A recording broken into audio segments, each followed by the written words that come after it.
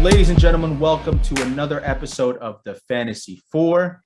Another week in the books, week 7, the Bipocalypse behind you. Hopefully you got the W. If you didn't, week 8 is ahead. We got an action-packed show for you. We're going to try something a little bit different, but we'll get into it a little bit later.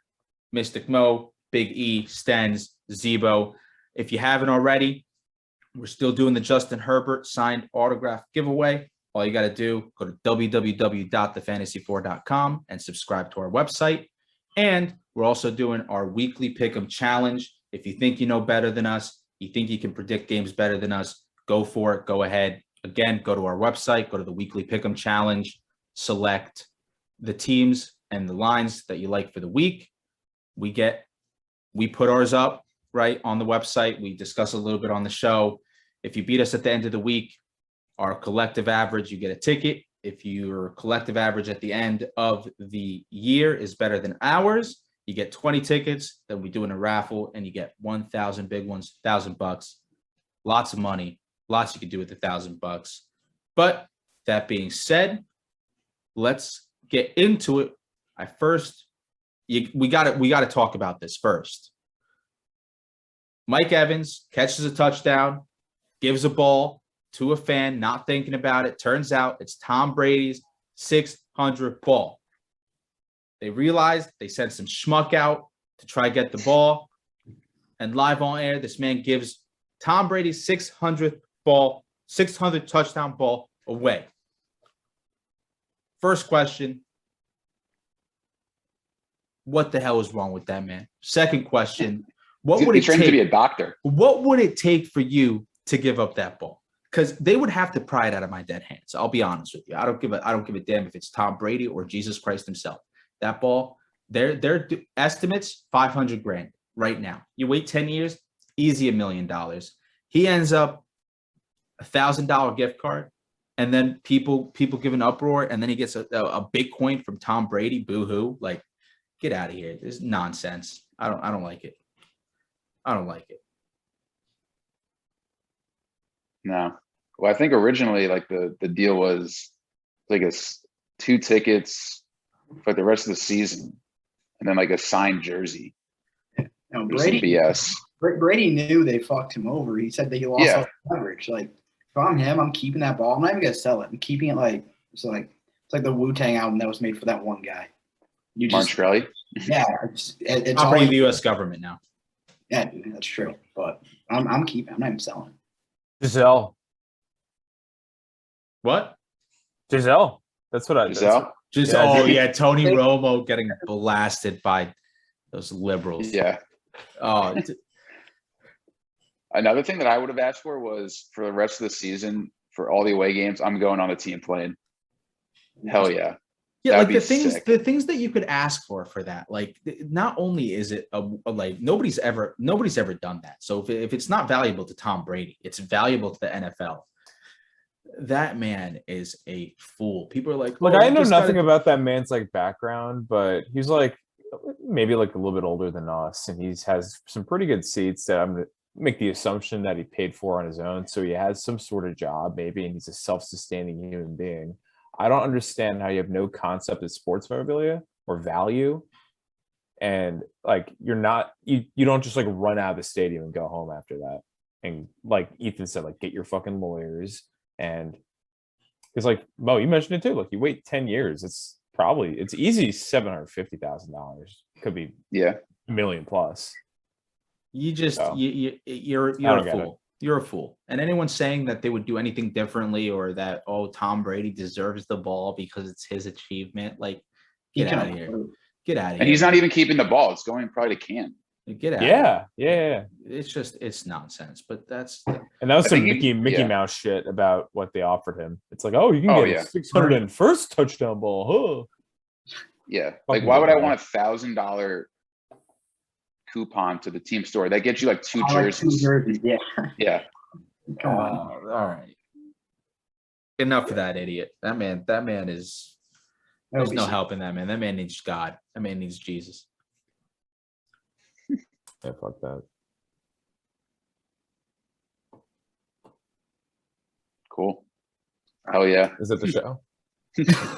We've decided it. We've cracked it. Not was a good throw to me, but I guess I'll take it. So before I start, I am alive and well. I watched last week's episode. Instead of really made it seem like I passed away. I'm good. I made a stupid mistake of putting my career over fantasy football. Not gonna do that.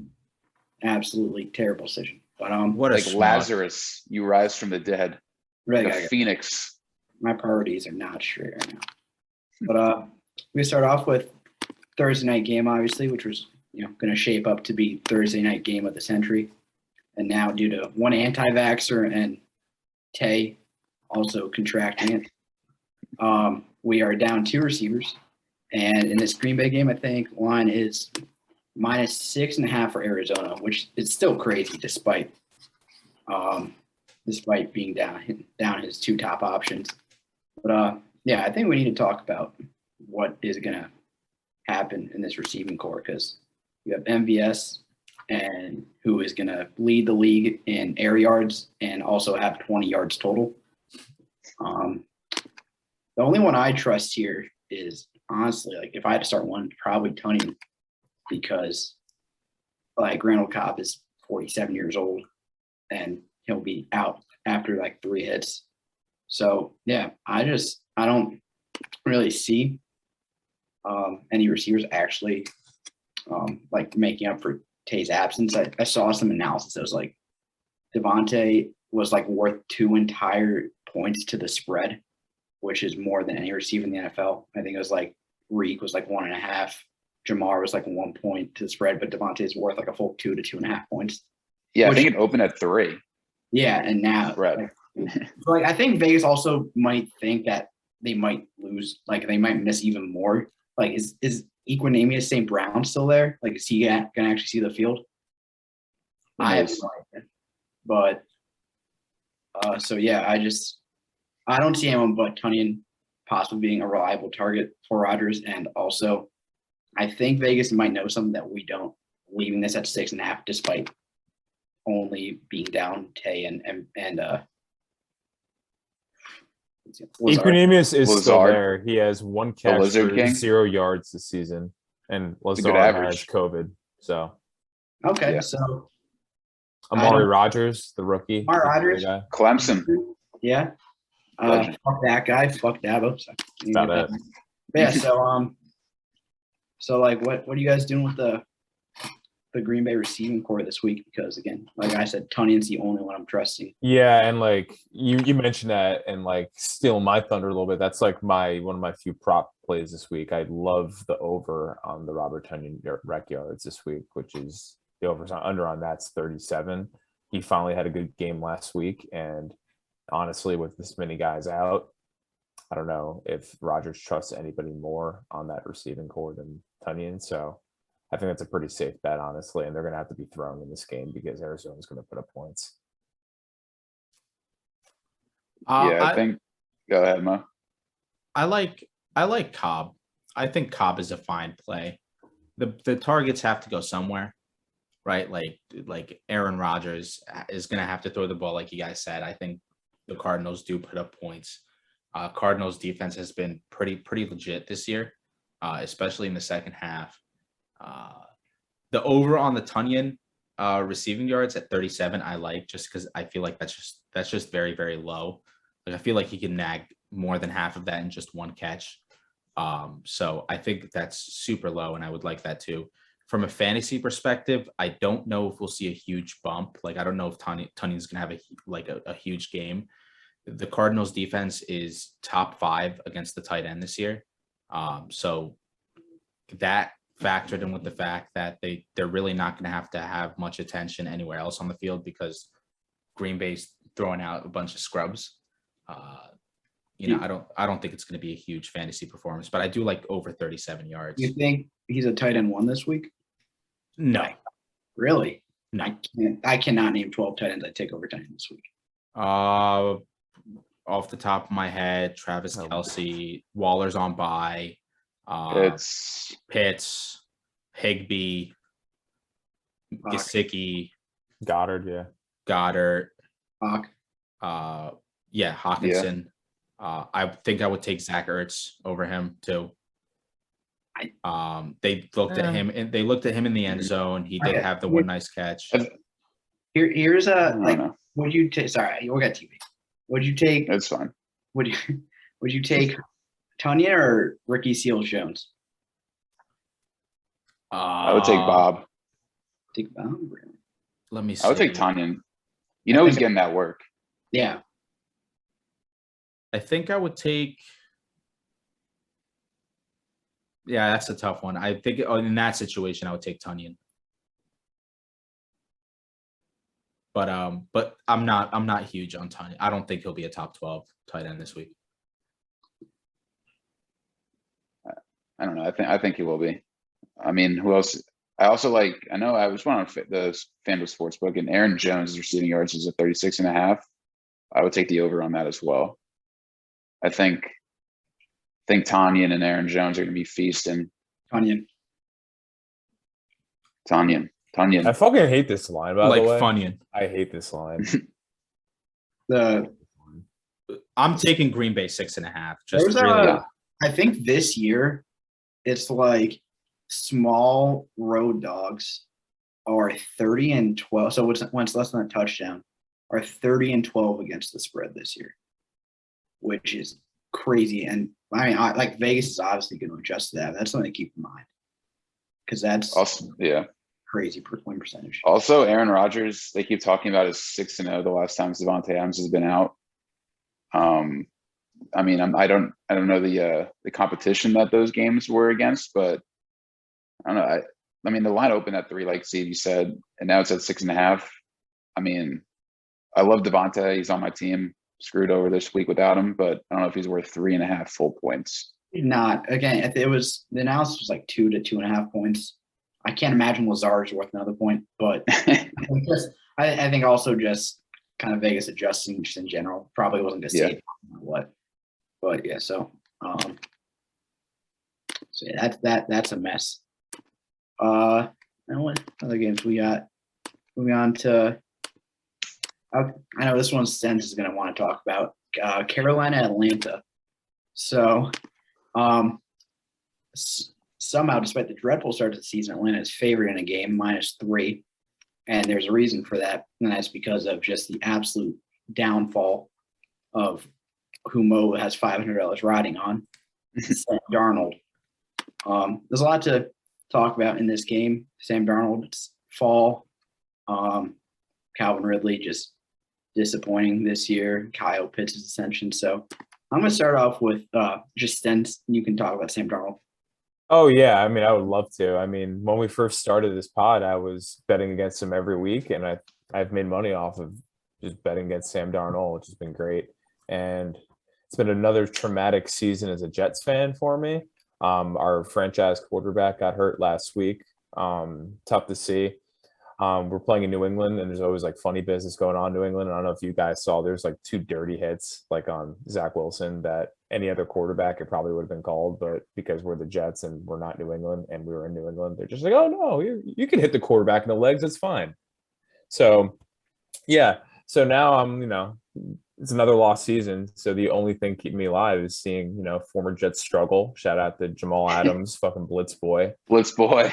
Fuck that guy. Another loss for him last week. Good He's stuff. the best in the nation. Best in the nation. Actually, I heard it. I know it's easy to Yeah, say. I said that last week. That's over. That's about a dead friend. It's about a dead friend. Yeah, I did I see said it that. last week. Yep. But he does know problematic. you can't catch interceptions with his helmet, right? Guy sucks. Freaking Yeah, loser. he sucks. But yeah, Darnold absolutely stinks, and I'm glad he got benched last week, and everyone's seeing the fraud that he is. So, a couple of thoughts on this game, just in general. The Falcons' offense has been looking pretty good lately. They're second in EPA and expected points added the last 4 weeks. So it seems like Arthur Smith is finally getting it together. And although Calvin Ridley, from the fantasy perspective, isn't doing much, Pitts, the ascension is here. And Yep. I traded him recently in one of our leagues with Ethan, and I mean, last week he was absolutely lights out, making one-handed grabs. I mean, if you have him in like a dynasty league, he's got to be one of the top assets in the That's actually entire league. before you go on. So I showed you guys that trade I made in Dynasty a few weeks ago. Oh yeah. was Derrick Henry and I think next year's first for Kyle Pitts. Right now, I'm not sure how I'm feeling it. So, what side would you guys take on that at this exact moment? That is so tough. In terms for a dynasty trade, That's so tough. I would take Pitts. I have Kelsey and Waller for what it's worth. Oh, so you're trading away Pitts? Yeah.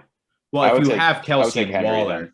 yeah, if you have Kelsey and Waller, I would take Henry. But if like in a Just vacuum, if you would vacuum? ask me, I would honestly rather take Pitts there. I think Yeah, Higher without shelf knowing your life. roster. Yep. shelf life of a running back is just Higher shelf life. I could see Pitts dominating. Like he has all the Yeah. tangibles and the physique to be Mm. and significantly better than any of these like big time And everyone tight ends that we've seen. And Yeah, like what everyone's seen is like the rookie wall and how bad rookie tight ends are, and he's just fucking shattered that. he doesn't fucking care about that. No. That being said, I think that is like Calvin Ridley has been semi disappointing this year, right? He's been relatively consistent, but not as good as you had wanted him to be at the capital that you invested in him. That being said, I think the better and more credible threat that Pitts becomes, I think it helps out Calvin Ridley. I think that right now, or previously at the very least, like outside, like Russell Gage finally had a good week last week, but outside of that, like nobody was doing anything. Kyle Pitts started off relatively slow. Like there were talks about whether or not he was overhyped after the first couple of weeks. But I think as Kyle Pitts comes into his own, I think that Calvin Ridley, I think he's one of my candidates for like a significantly better second half than first half of the year. I hope you're right. Yeah. So yeah, Ethan, you've had some awful luck with your receivers. Well, the thing this is, year. the thing is with Calvin Ridley is though, he's still dominating target share in that offense. Like he's still averaging 10 targets a game. I just think that coming into the season without Julio there, people expected him to, jump on as like a Devontae Adams, Tyreek Hill, Justin Jefferson, which he hasn't, but he's still like him and Pitts are still 1-2 in that offense in terms of target share. And you got to assume that eventually that'll catch up with he'll have an 8-catch, 150 in a tutty game. It just hasn't happened yet. And I'm hoping with Pitts, like you said, Mo, that takes some coverage away from Ridley and lets him eat. But we'll see. And like these teams are moving in opposite directions. Like I mentioned that expected point stat It was like, earlier. yeah. It was And, like I think the Panthers are last over the last. Panthers are dead last. I saw the same exact thing. There's one man responsible for that too, and I know you're happy about it. DJ Moore. So. Yeah. DJ Moore's not really getting affected. He's getting affected a little by it. He's still balling out, but even bigger disappointment. I feel bad for the sun god, man. Robbie Anderson. Yeah, dude. I cannot believe you guys. The first show we had, I think it was Mo said Robbie was due for a bounce back. That guy stinks. Like, I know Darnold's not that good, but that guy stinks. He looks like Kodak in his fancy picture. Like there's nothing good about him. Yeah, speaking of Kodak, you see that weird video of Kodak and his mom? Yes. When he's grabbing her butt. Yeah, grabbing her ass. No comment. If Sam Darnold can't get it done against Atlanta's defense is not good. He should have time. Like there will be zero excuses. The Falcons are dead last in terms of pressure rate on the quarterback, right? Like they're not like Sam Darnold will have time this week. And if Sam Darnold cannot perform, everyone that has listened knows that I have been a truther from the beginning, and I made that bet with Zebo. I still think he's number 13 or something like that. So, like, it's those rushing touchdowns that are so valuable. So valuable, but like I think that if he cannot get it done crazy against Atlanta this week, I will officially sound the alarm on my Sam Darnold truther. One more question on this game. Atlanta running backs, not what we expect to come into the year. Where would you have Cordell rest of the year? Like, do you have him as an RB1 like he has been? No. No? You should have sold him high. That's my opinion. I remember you saying about one player. What? I remember you saying about that, saying sell high on one player that you were. Oh, yeah. So, again, I would like to apologize again incessantly. I will never be able to apologize enough for doubting Jamar Chase. That being said, Cordero Patterson, I think that like this offense was figuring out its identity the first couple weeks. And if you looked at like Cordero's usage percentage and the output that he was like producing, it like he was bound for a regression at some point. I think that last week you saw him more in like he didn't have more than 12 yards last week receiving. I think he had like 2 receptions for 12 yards or something like that. So you saw movement away from that as like Calvin Ridley and Kyle Pitts ate up targets. I think that'll continue. I think that he had a monster start to the season. I don't think he's a top 24, not a top 12 guy for the rest of the season. But you know what? I feel like that argument could be made for why he is, and he's going to be fresher because he's not going to be running routes and be strictly being used out of the backfield. And plus, like we were talking about earlier, what the stats are saying, the Falcons are getting it together. Their offense looks good. Arthur Smith is realizing the personality he has. So I'll take him as the RB1 seed.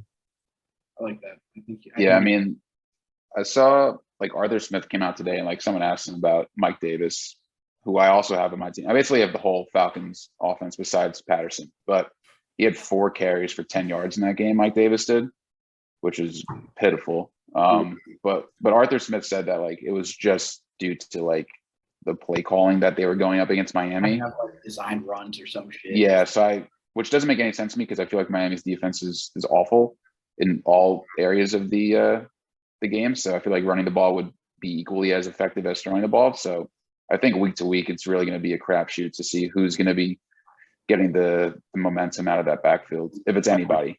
Also, Mike Davis just looks like fat. I was about to say, I think I personally think it's safe to drop Mike Davis. Like if you need to pick up like a high end like lotto ticket, I think when are you ever gonna feel good about starting Mike Davis? Like you're not. Like I started him last week. I would take David Johnson now over Mike Davis without hesitation.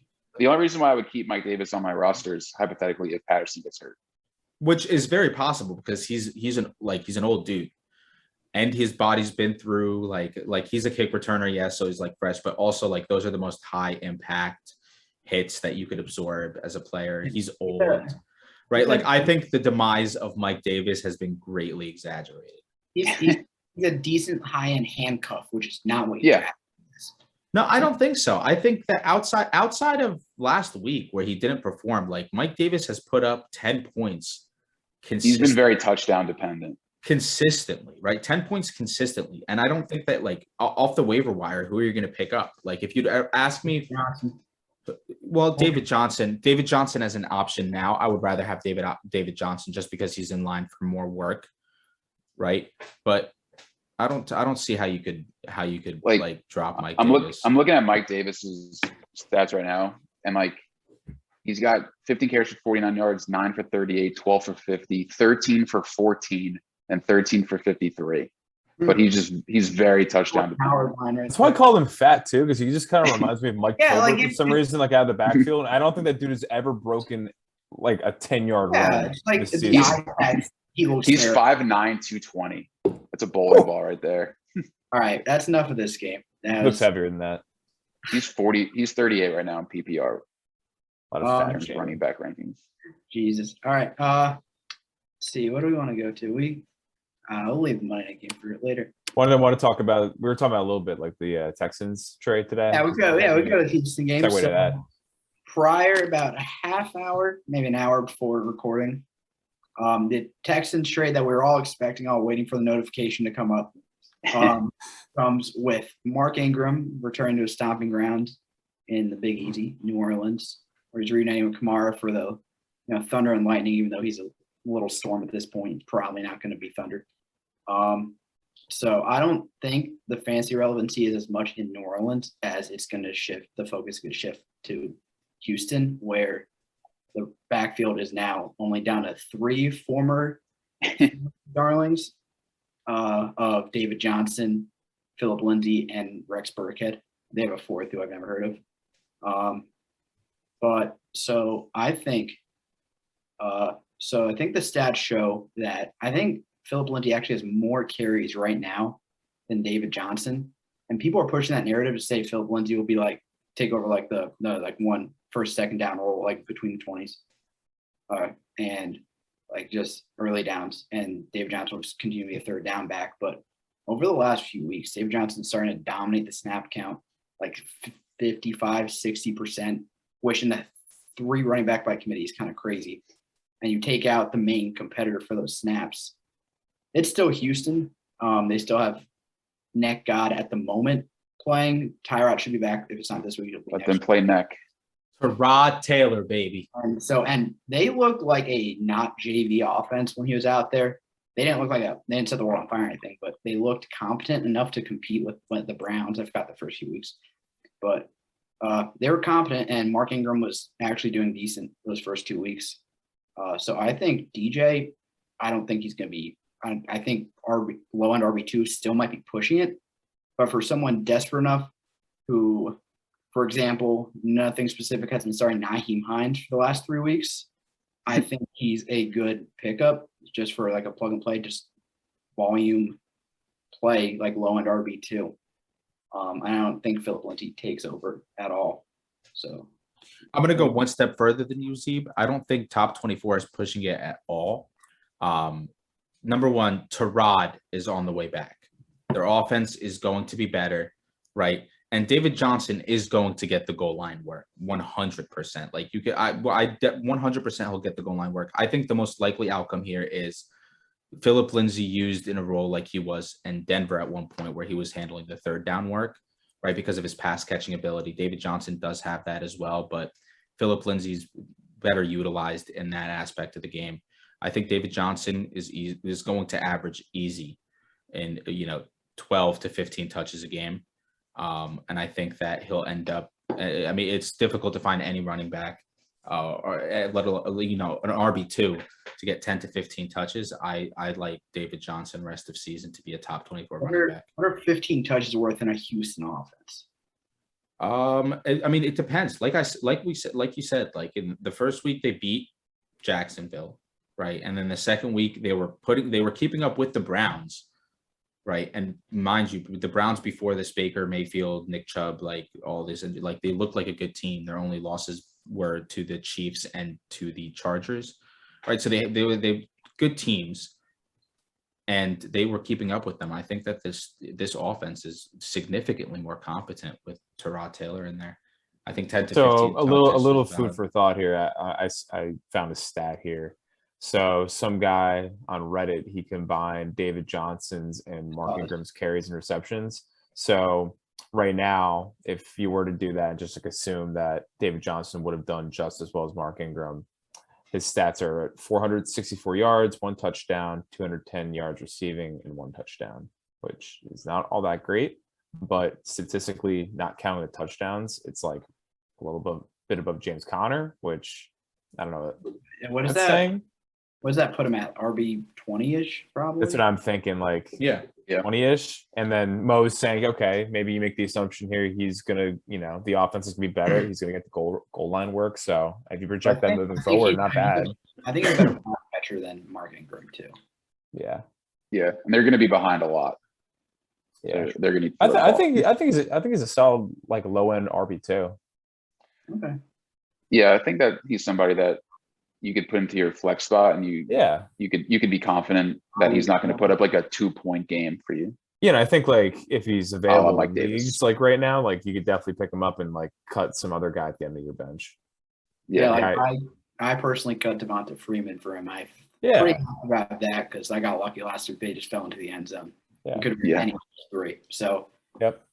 If you have someone like a Devonta Freeman or I would drop Mike Davis or like Alex Collins. You can drop him. Yeah, I'd drop any of the Seattle handcuffs. I didn't need to, but I would definitely drop Mike Davis for him. Well, not easy. Drop Mike Davis. I think that's probably. Are you guys attacking me? Yes. This is mean. The team sucks. Sold. Ouch. What else? Hurtful. I think we gotta. If I want to pivot, I want to talk a little bit about Pat Mahomes here and the Chiefs' offense, because that is a conundrum that we are facing. You guys seen that?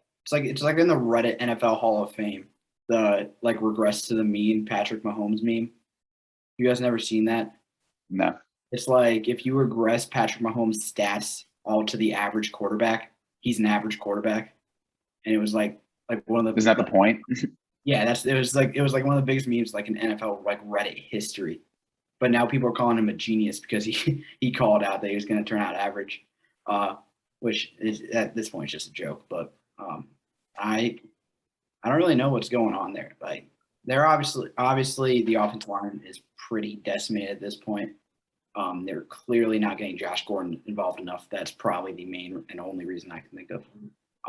Which is just disrespectful to him. But I mean, like everyone knows he's trying to do too much.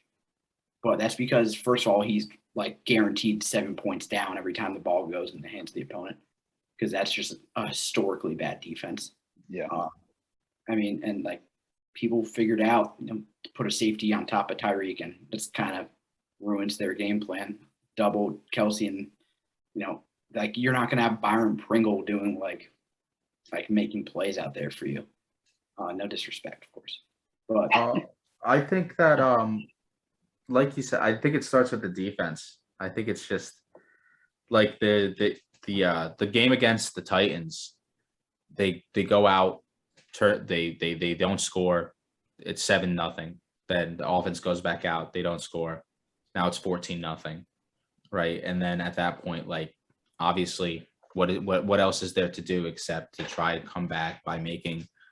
I think part of it is the hype. You know what I'm saying? Like at some point, he's got to believe that he's like can make whatever throw that he wants to make and stuff like that. It might be a little bit hubris, which I think is just going to be an adjustment that he makes because he's a phenomenal quarterback.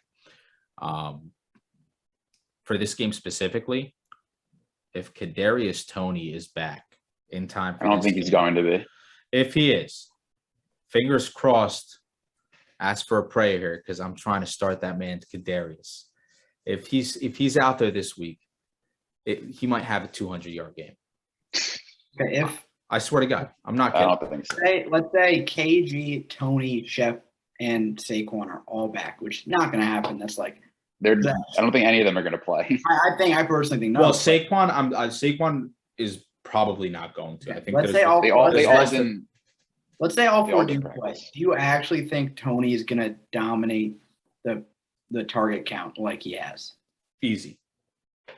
That's easy. I mean, Kenny Golladay has been there, right? And the games that he hasn't fallen with one of the 50 million injuries that he has, right? He's been right? Like he hasn't really been in sync with Daniel Jones at all.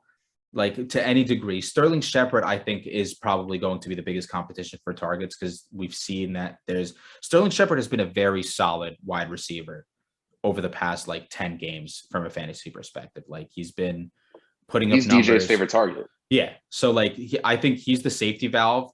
And I think, but you got to, that first drive, again, it's one drive and you can compare it to Elijah Mitchell, who for whatever reason they just stopped using him. Like that could have happened potentially, but that one drive where he wasn't injured, he had 3 for 36 and outscored Devonta Smith and Mike Evans on the week. It was nuts. So I think that even with them there, I think Kadarius is going to eat. Yeah, I mean, even in the Saints game, they both ate. Tony went off and so did Golladay. He had some big catches. But in terms of Mahomes, I know last week the Giants looked like the 85 Bears out there on defense going up against Sam Darnold. But if they can't get right against this Giants defense now, especially with Peppers out for the season, not that he was a big addition, but still a good defender. If they can't get right against this defense, then I think there could be a real issue more so than there already is. And I think part of it falls on the Chiefs defense because they've been so bad to the point where every time Mahomes takes the field, he is expected to lead a scoring drive. And to that point, it's a lot. It is a lot of pressure, especially if your defense is that bad. So I think that's part of it. And then a very important part of it I don't want to leave out is Jackson Mahomes. And I think Jackson Mahomes is another reason why Mahomes is doing bad this year. Did you see that video? Yeah, he's the bottom. Mahomes at dinner. He's oh God. And Mahomes doesn't even turn around. He's just Yeah, I mean, Jackson Mahomes is a bottom 5 living human being. Actually, dead or alive. I'll go that far. So, but really, I do find it interesting that Patrick Mahomes is actually facing adversity for the first time in his NFL career, and it's going to be interesting either way to see how he responds Monday It night. reminds me a lot of Rodgers back when he was like trying to play hero ball, except Rodgers' version of hero ball was like taking sacks. And Yeah, this one's a little more costly for his team. I think Mahomes will be fine. He just needs to yeah. like we all brought up, like he's trying to make up for the deficiency in the defense. And there's only so much you could do. Yep. So I think he'll be fine. Totally agree. I don't know if I'm confident saying he's a top 3 quarterback going forward. The quarterbacks I'm confident taking over him the rest of the season is Allen, Lamar, Kyler. I'm forgetting something obviously. I'd probably take Brady. Stafford, Brady. Stafford. I think he falls in line with like Jalen and Herbert. I think that's where around I have him. I think he's also getting a little bored out there. I feel like he came onto the scene, just blew everybody up, and he's kind of like trying to live up to like, oh, do a backwards pass, do a left-handed pass, do underhand. He's like, I got to give the people what they want. They paid me $500 million. Oh, you see that, Jim? Jim, you see that? Yeah. Oh. Wow, he didn't look at his receiver and he threw an interception. But could you imagine doing that and it gets caught? He did it, not even looking. And also, at what him. I hate is like Matt Stafford does this like every single week, and no one gives him credit for it. Like he's throwing Rodgers these insane he does these fucking crazy passes, like in the like no look in the fucking craziest fucking window, and only the real football heads on Twitter know. Yeah, like this week he got one to Cup on the touchdown. You didn't even look at him.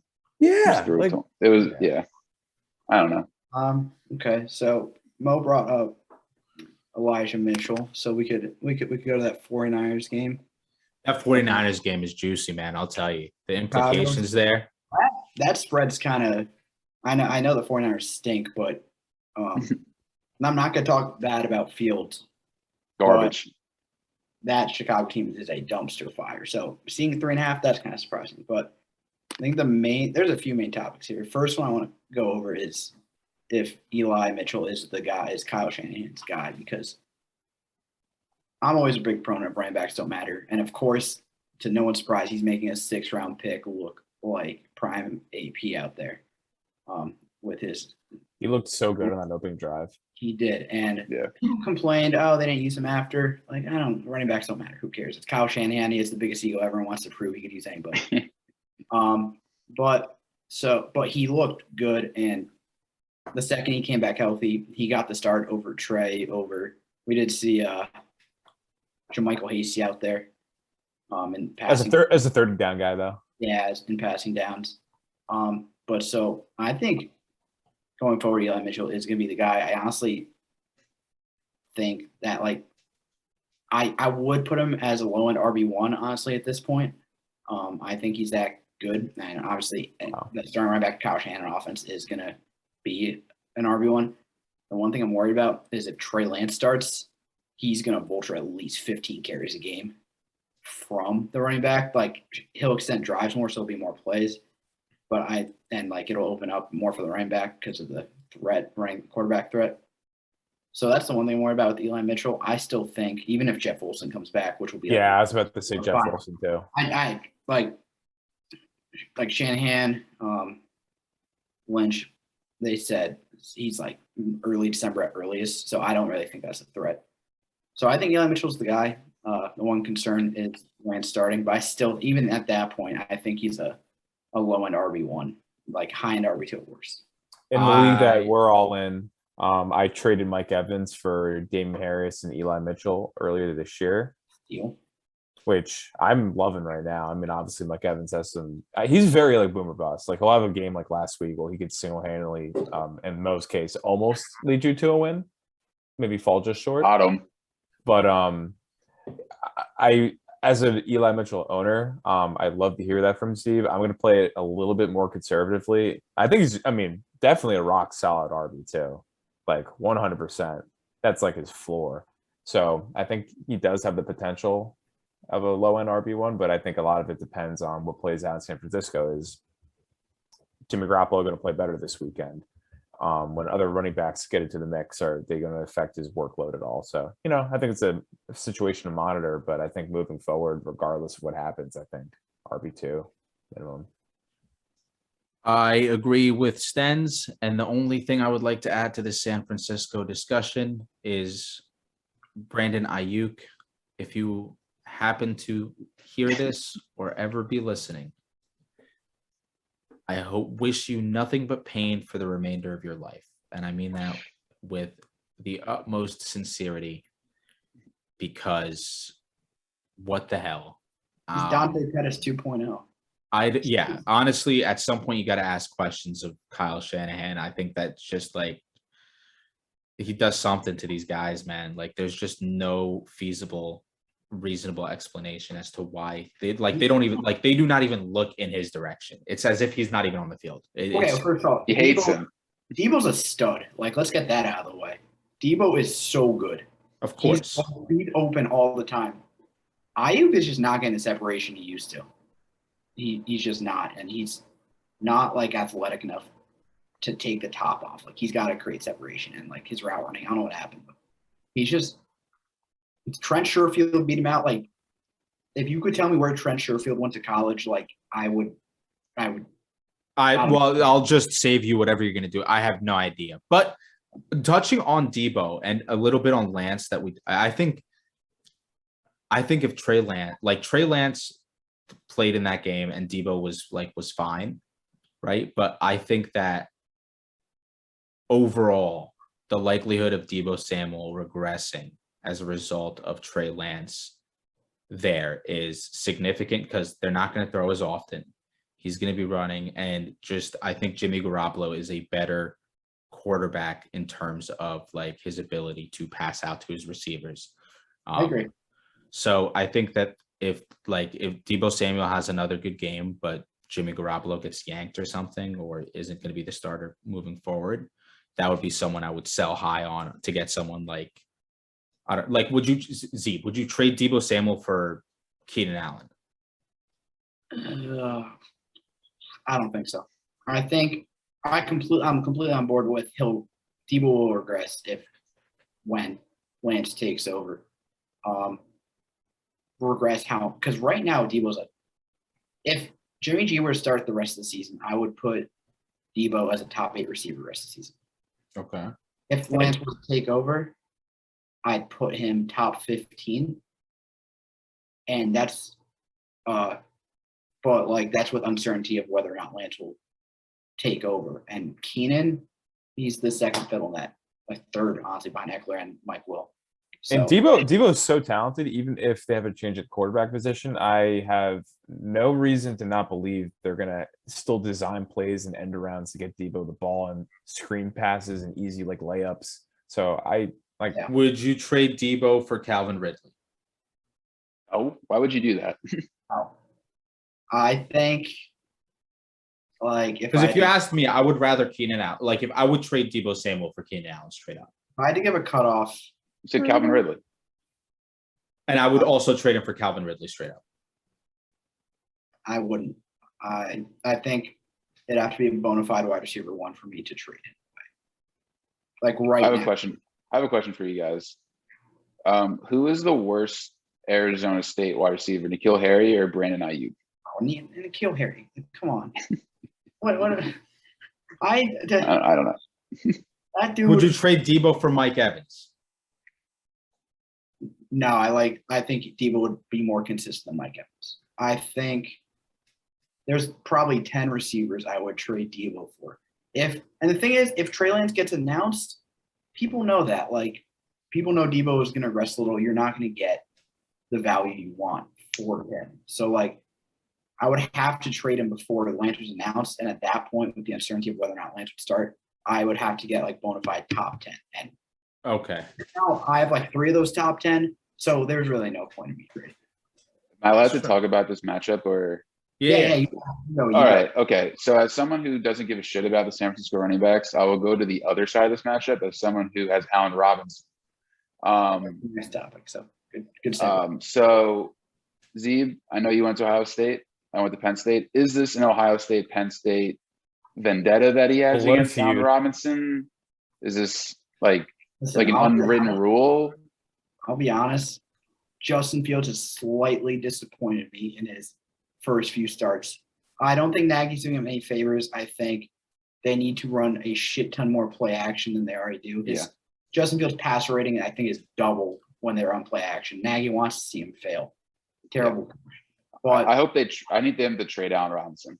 I mean, listen, you know my thoughts on A-Rob. I think he's overrated.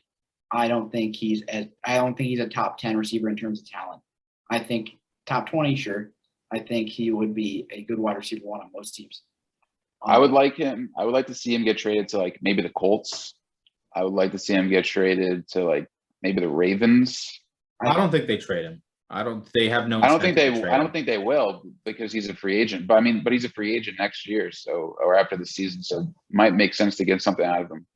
But I mean, I think on the Colts with him and Pittman and like if Ty stays healthy, I think that'd be a pretty great trio there. I think if he goes, I don't know if they're in conversation about like Oakland. I think he would be good on him. Yeah, with like Ruggs, Waller, Renfro, it's not a bad. And like Derek Carr is balling this season. He's balling. He had like a 92% completion on the game against the Eagles, and one of those incompletions with an interception. I think it's almost like to drop A-Rob at the moment. I say wait till the deadline, but you're never gonna be able to start him. Like literally never. Also, you can't really drop him because like you can't drop him. Yeah. So it's kind of. It's just the name alone is like I spent so much money on him in the auction draft that like it's just the question. I would drop him. I think that you could find just infinitely better options. Like you could just a lottery ticket. I don't know. Somebody that might hit. Who would you classify as the bigger bust? A-Rob or Ayuk? Because A-Rob, easy. Because you invested so much in A-Rob. I feel like the price. I drafted Ayuk, right? And I think I spent like 15 or 16 bucks on him, right? So it was like Ethan, how much did you spend on A-Rob? It's probably mid-20s. Okay, so maybe like 30. Okay, so A-Rob's definitely the bigger bust. But I mean, if I had to point to two huge disappointments. Yeah, Ayuk is huge. It's just like it's disgusting. I mean, I'm kind of just hoping that at some point Fields like figures out how to play quarterback in the NFL and figures out that he should throw the ball to Allen Robinson. Because if he doesn't, I mean, it's a putrid situation to find yourself in as an Allen Robinson owner. And because he doesn't, I like the over 28.5 rushing yards in Justin Fields this week because he easily got that last week. And let me tell you, he's going to get it again. So slam that prop bet. Speaking of rushing and Bears, Bernstein Bears? Mandela effect? Yeah. What are you guys thinking of the current situation there with Herbert and Damian Williams with Monty looming? Because I personally think Khalil Herbert is a better running back than David Montgomery. Let's have that conversation. Whoa, really good, and I think Damian Williams is done. I think he's toast. Yeah, you could drop Damian Williams. Honestly, big game Damian. I think when Monty comes back, I don't think he comes back to the same workload he was going to have because Khalil Herbert just looks he's so good. So I think I think Monty will be the lead, but I don't think he's going to be a top. Doing that against a Bucs rush defense, even a blowout, is no fluke. No, it's not. He just looks good. As the David Montgomery owner, I traded for David Montgomery. I think someone approached me the other week asking me about trade and like which running backs I would go, like running backs on my team I would trade. And I said the only one that's untouchable is David Montgomery because the Bears have such a cake playoff schedule in terms of fantasy. And a big reason that there was a lot of David Montgomery hype was because like the people that would vulture his carries last year weren't there anymore, right? It was going to be just more the David Montgomery show. And the emergence of Khalil Herbert puts that into serious that I think it's a certainty. I don't think that you could ignore what Khalil Herbert has done. And we've seen that the Bears are comfortable in a system where it's like a 60-40 split, right? I think you might see something like Zeke and Pollard earlier on in the year, just like more skewed, like more, but heavier on the Pollard side, right? Like a 60-40 split is probably going to be in the books for David Montgomery when he gets back, which pains me to say, but I Yeah. still think he'll be fine. Like he's the lead, right? So he'll be like a fine, but I just not as high as we had hoped he would be. I think he'll be in the mid RB2 range. Khalil. What? I think he's like a set and forget it type of guy. I don't know. Is Tariq Cohen dead? What happened to him? Does anyone know? I don't know, but Mo, what did you do to Khalil Herbert and Arlie? Just wondering. So I picked up Khalil Herbert. When David Montgomery went down, there were a lot of claims in for Damian Williams, and I went the back route and I picked up Khalil Herbert. And Sten's over here was like, "Yeah, it's a Muslim name," and I said, "Yeah, it's Muslim for starting running back for the Chicago Bears." And this is before the Damian Williams game where he was like had a majority of the carries, before Damian Williams went on the COVID reserve, like before any of that. Unfortunately, I dropped Khalil Herbert 2 days later before the matchup started, which turned out to be a massive mistake in hindsight. And now Juan has. Yeah, and now Juan. Also, Zeeb, as it relates to the question about Tariq Cohen, he's eligible to come back from the PUP list, but they haven't activated him, and Nagy says it doesn't look like he will be like ready to go as of now. It was just a torn ACL too. That's crazy. Yeah, just a torn ACL. What a pussy. I mean, but the beginning of it was like preseason last year. So that's like more like a year and a half. Like he's a pussy. You got to let it rest. He definitely had to have a setback or something. Everybody's injuries take different amount of times. Shout out to Kyle Lowry, who played like an entire season at Villanova for 20. How about fucking Charlie Morton? Charlie. Oh, that Charlie Morton, that sucks. Yeah. The fact that he struck out Jose Altuve on a broken, I don't remember the bone. Fibula. Yeah. Well, Kobe Bryant made 2 free throws on a torn Achilles. RIP. RIP. RIP. Philip Rivers finishing the AFC Championship game on a torn ACL. True. All right, everybody. That'll do it for today's episode of the Fantasy Four. We talked some underperforming players, some notable running back storylines, things to expect rest of season. We'll be back at it tomorrow. Again, if you haven't joined the giveaways, follow the instructions at the beginning of the video. I'm not going to say all that again. That being said, we'll see you guys tomorrow for another episode of the Fantasy Four.